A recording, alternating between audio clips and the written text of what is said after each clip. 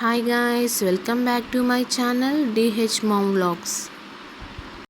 ఈరోజు అయితే మామిడికాయ తురుము పచ్చడి మీకు చూపిస్తున్నాను. ఇంకా ఆలస్యం చేయకుండా రెసిపీ స్టార్ట్ చేద్దాం. ఫస్ట్ మామిడికాయలని బాగా వాష్ చేసుకోవాలి. తర్వాత దాన్ని బాగా పీల్ అవుట్ చేసుకోవాలి. ఇదైతే అప్పుడే కోసిన మామిడికాయలు కాబట్టి కొంచెం తోలు తీయడానికి కొంచెం గట్టిగా ఉంది. నేనైతే 3 మామిడికాయలు అయితే తీసుకున్నాను. ఇట్లా పీల్ అవుట్ చేసుకున్న తర్వాత మనము ఈ మామిడికాయని తురుముకోవాలి. తురిమేటప్పుడు మనం చాలా కేర్ఫుల్గా ఉండాలి, ఎందుకంటే ఈ మామిడికాయ అనేది కొంచెం జారినట్టు ఉంటుంది. ఇదైతే మా చిన్న పాప, మేము మా పని చేసుకుంటే తను లాలీపాప్ని ఎంజాయ్ చేస్తుంది. ఇదే ఫస్ట్ టైం తను లాలీపాప్ తినేది. అది స్కిప్ చేసేసి డిఫరెంట్ టైప్స్ ఆఫ్ ఎక్స్ప్రెషన్స్ ఇస్తుంది. బాగుందని తల ఊపుతుంది. స్టవ్ ముట్టించి పాన్ పెట్టి అందులో మీకు తగిన మిరపకాయలు, ఎండుమిరపకాయలు వేసి బాగా వేయించుకోవాలి.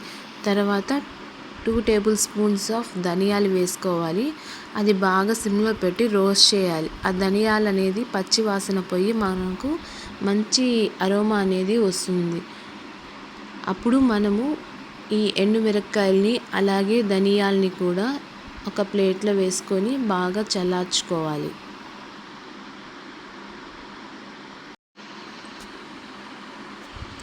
తర్వాత మనము నేనైతే 3 మామిడికాయలకి 2 ఆనియన్స్ అయితే తీసుకున్నాను. మీరు ఆనియన్స్ ఎక్కువ లైక్ చేసే వాళ్ళైతే ఇంకో 1-2 కూడా యాడ్ చేసుకోవచ్చు.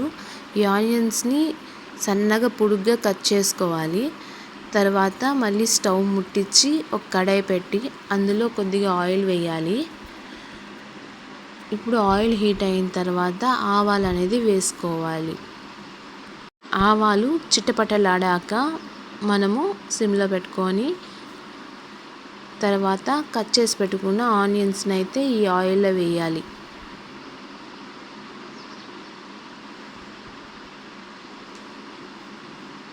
ఇప్పుడు మనము ఈ ఆనియన్స్ దేనికన్నా కానీ బాగా గోల్డెన్ కలర్ వచ్చే వరకు రోస్ట్ చేసుకోవాలి.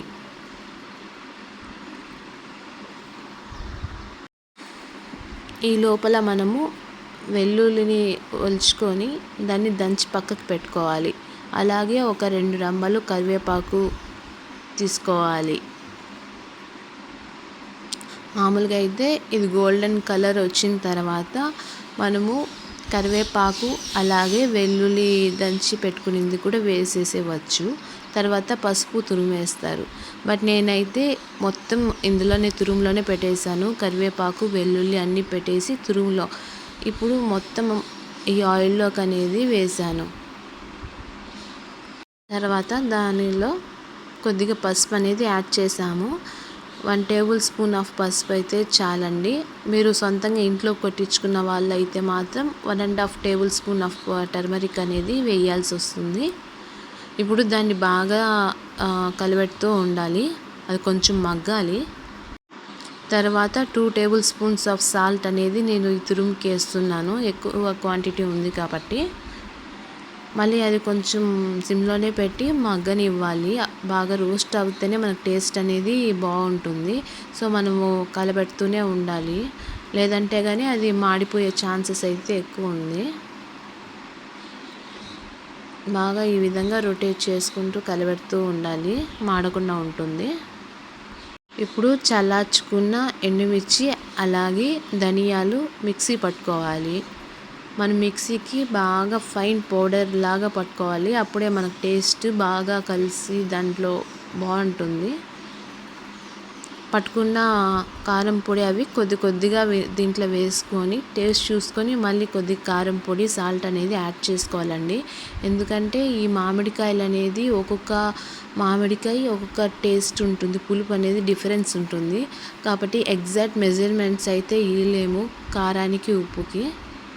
మేము అందుకనేసి కొద్దిగా కారం పొడి మరియు ఈ సాల్ట్ అనేది కొద్దిగా వేసుకొని దాన్ని బాగా రోస్ట్ చేస్తున్నాం. మళ్ళీ టేస్ట్ చేసి తర్వాత కూడా మేము యాడ్ చేస్తున్నాము. ఇప్పుడైతే ఆయిల్ అనేది కొంచెం తక్కువగా ఉంది, దీనికి ఎక్కువ క్వాంటిటీ ఉంది కాబట్టి కొంచెం తక్కువ అయింది.